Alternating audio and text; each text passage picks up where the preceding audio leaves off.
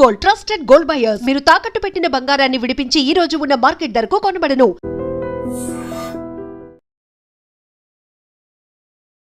Hartley congratulations. Thank you ఎలా ఉండబోతుంది అన్న స్ట్రాటజీ, ఎలక్షన్ స్ట్రాటజీ ఎలా ఉంది? ఇక్కడ కాంగ్రెస్ పార్టీ డెవలప్మెంట్ యాక్టివిటీస్ పైన, భవిష్యత్తులో చేసే డెవలప్మెంట్ పైననే ప్రజల్లోకి వెళ్తాము. దాదాపు 150 కోట్ల రూపాయల వర్క్స్తో 2 months నుండి అనేక అభివృద్ధి కార్యక్రమాలు చేపట్టినాము.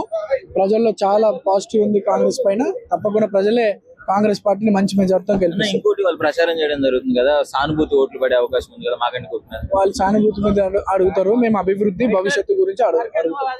సో నవీన్ అన్నకి టికెట్ ఇచ్చిన తర్వాత చాలా మంది అన్నని కలవడానికి అయితే వస్తూనే ఉన్నారు. సో కాంగ్రెస్ పార్టీ నుంచి కొంతమంది పెద్దలు అందరూ. కాకపోతే ఇప్పుడు అన్న ఈ పరిస్థితుల్లో కూడా వచ్చి రావడానికి పరిస్థితి ఏంటంటే, ఇట్లాంటి ఆక్సిజన్ సిలిండర్ తీసుకొని ఎందుకు అంత అభిమానం ఒకసారి అడిగి తెలుసుకుందాము. నమస్కారం అండి. నమస్కారం. ఏంటండి ఇప్పుడున్న పరిస్థితుల్లో మీరు రాకుండా కూడా ఉండొచ్చు, కానీ ఎందుకు మంచిగా ఉన్నా క్యాండిడేట్ గెలవాలి అభిమానంతో వచ్చాము. విన్నారా, నవీన్ యాదవ్ అంటే మాకు అభిమానం, దానికోసం వచ్చాము. ఎప్పటి నుంచి మీ పరిచయం? ఎప్పటి నుంచి? ఎలా నాకు పరిచయం ఆయన 30-34 ఏళ్ళు ఉండొచ్చు. నాకు చిన్నప్పటి పరిచయం, పరిచయం. యాక్చువల్లీ నాన్నగారికి టికెట్ రావాల్సింది, అది మిస్ అయింది. ఇప్పుడు నవీన్ అన్నకు వచ్చింది.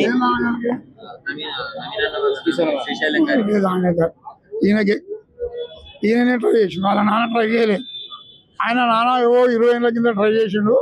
వాళ్ళ నాన్న ఇప్పుడు అన్ని రాజకీయాలు ఉన్నాడు, ఈ పార్టీ ఆ పార్టీ అని లేదు వాళ్ళ నాన్నకు. ఇప్పుడు వాళ్ళ కొడుకు గెలవాలి, అదొకటే ఆయనకు, అంతే. ఆపోజిట్ లో మాగంటి గోపీనాథ్ గారు ఏం కాదన్నా, ఇగో సానుభూతి ఏం లేదు. ఇవాళ నువ్వు తినిపిస్తావు, తాగిపిస్తావు, తింటారు, తాగుతారు, సాయంత్రం వస్తాగల పక్కకు పోయి మర్చిపోతాడు. ఆ సానుభూతి ఏం లేదు. వాడు ఉన్నప్పుడు సానుభూతి, మనిషి పోతే ఏం పోదు, సానుభూతి లేదు, ఏం లేదు. నియోజకవర్గం అభివృద్ధి కావాలి, సానుభూతి కావాల్సింది నియోజకవర్గం అభివృద్ధి. సానుభూతితో నియోజకవర్గం అభివృద్ధి కావాలి, సానుభూతి అనేది బంద్ చేయదు. అర్థమైందా? సానుభూతి ఉంటూ ఉండొచ్చు. కాబట్టి నవీన్ యాదవ్ ఎప్పటి నుంచో రాజకీయాల్లో ఉన్నాడు, ప్రజలకు సేవ చేయాలనే ఉద్దేశంతో ఎప్పటి నుంచి 2009 ఆ టైం నుంచి ఉన్నాడు. ఆయన ప్రజలకు చేయాలని సంకల్పంతో ఉన్నాడు. కాబట్టి రేవంత్ రెడ్డి గారి అభిమానంతో ఇప్పుడు టికెట్ వచ్చింది. సాయి శక్తులు మేము అదే అభిమానంతో ఇక్కడికి వచ్చాం. ఈ పరిస్థితుల్లో కూడా ఆయన గెలుపుకి మా వంతు ప్రయత్నం మేము చేస్తాం.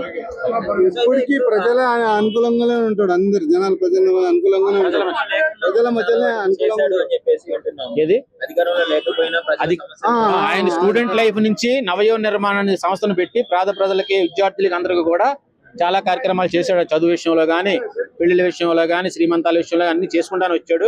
అదే రాజకీయం ఉన్నా లేకపోయినా అదే ప్రస్థానంతో ఉన్నాడు ఆయన. ఈ రోజు రేవంత్ రెడ్డి గారి సహకారంతో, కాంగ్రెస్ పార్టీ అభిమానంతో ఆయనకి టికెట్ వచ్చింది. ఆ గెలుపు మేము అందరూ ప్రయత్నం చేస్తున్నాం.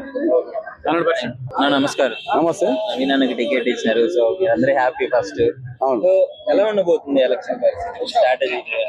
అసలు ఇన్ని రోజులు ఈ నియోజకవర్గంలో జరుగుతున్న ఎలక్షన్ చూసినామండి. గత 30 సంవత్సరాల నుంచి మేము రాజకీయాలలో ఉన్నాము. 30 సంవత్సరాల రాజకీయాలలో మాకు ఎప్పుడు లోకల్ మనిషి ఎప్పుడు రాలేదు, అందరు బయట వాళ్ళు వచ్చారు.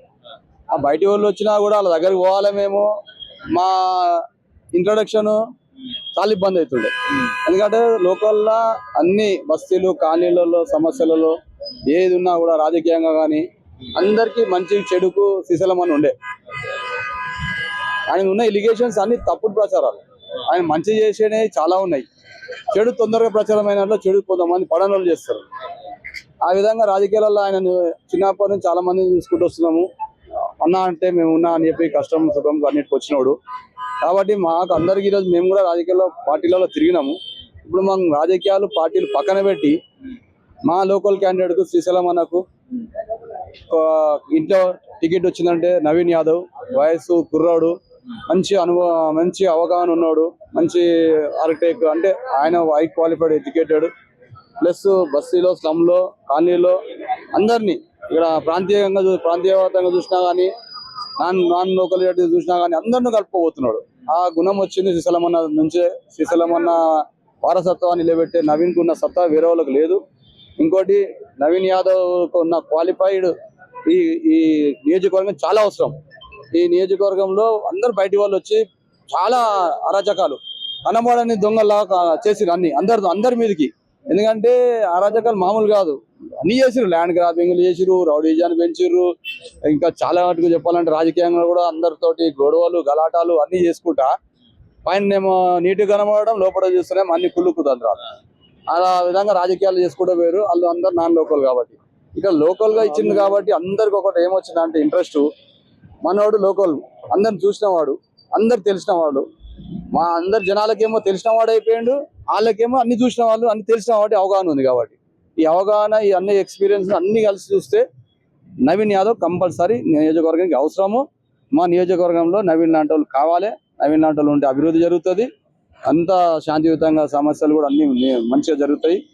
ఏదున్నా కూడా ఆయన లాంటి వ్యక్తి ఉండాలని చెప్పి ఇప్పుడు అందరూ డిసైడ్ అయ్యి, పార్టీలకు అతీతంగా, పార్టీలు కూడా ఎవరు లెక్క చేయకండి, పార్టీలలో మేము కూడా తిరిగినాం కాబట్టి పార్టీలను చూడట్లేదు, మేము వ్యక్తిని చూస్తున్నాము. ఎందుకంటే అన్ని పార్టీలు చూసినాం, చూసి చూసి చూసి చాలా అయిపోయింది. ఎందుకంటే వాళ్ళు వచ్చే ముందు ఒక రకంగా ఉంటున్నారు, వచ్చిన తర్వాత ఒక రకంగా ఉంటున్నారు. అది ముందున్నలా కనబడతలేదు ఎవరు వచ్చినా కూడా, ఎందుకంటే వాళ్ళు బయట వాళ్ళు కాబట్టి వాళ్ళకి ఇక్కడ సమస్యలు కన్నా ఎక్కువ అందరి మీద చెలాయించడము, అందరి మీద రౌడీజం, కనవాడని రౌడీజం చేసిరు, చెప్పుకోలేము. ఎందుకంటే అంత బిహేవింగ్ చేసిరు వాళ్ళు కూడా ల్యాండ్ గ్రాబింగ్ చేసిరు, చాలా సెటిల్మెంట్లలో ఉన్నారు. కొందరు ఏంటంటే తొత్తులుగా మారి వాళ్ళ జీవితాలు బాగు కోసము కొంచెం ఉపయోగించుకున్న వాళ్ళు వాడుకున్నారు. కాబట్టి అలాంటి వాళ్ళు పోయి దేవుడే చూసుకున్నారు, పోయిరు. ఇప్పుడు మంచి నాయకత్వం, మంచి లీడర్షిప్.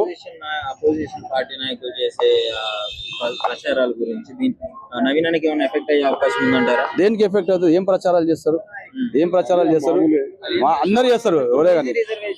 ఇంకోటి అతి ముఖ్యంగా చెప్పింది ఏంటంటే, నిజంగా చెప్పాలంటే బీసీ రిజర్వేషన్ కాంగ్రెస్ ప్రభుత్వాన్ని మెచ్చుకోవడం ఏంటంటే, బీసీ రిజర్వేషన్ ని ఉదాహరణకు ఇదే నిదర్శనంగా ఈ నియోజకవర్గం బీసీకి ఇచ్చినందుకు చాలా సంతోషపడుతుంది. కేటీఆర్ గారు ఏమంటున్నారు, ఇప్పుడు కావాలని బీసీ వాదాన్ని వాడుకుని ఓట్లు సంపాదించాలని ప్రయత్నిస్తున్నారు, అది ఆమోద అవ్వదు అని చెప్పేసి మేము మొదటి నుంచి చెప్తూనే ఉన్నాం అని చెప్పేసి ఆయన మాట్లాడడం జరుగుతుంది.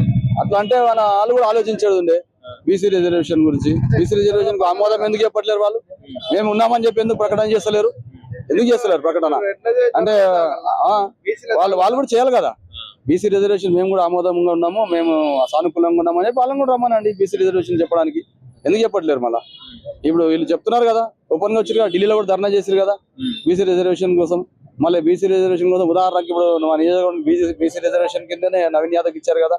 అంటే మేము బీసీలో బడుగు బలైన వర్గాలు, వెనుకబడిన తరగతులు ముందుకు రావద్దా? ముందుకు రావడానికి ఇది కూడా ఇదొక నిదర్శనంగా మాకు. అందుకే మేము కూడా అన్ని పార్టీలు, రాజకీయాలు పక్కన పెట్టి నవీన్ చేయాలని డిసైడ్ అవుతుంది. నిజంగా ప్రస్తుతం ఉన్నటువంటి సమాజం దేనికి ప్రయారిటీ ఇస్తుంది? ఆర్థిక సంబంధాల చుట్టూ మాత్రమే తిరుగుతోంది.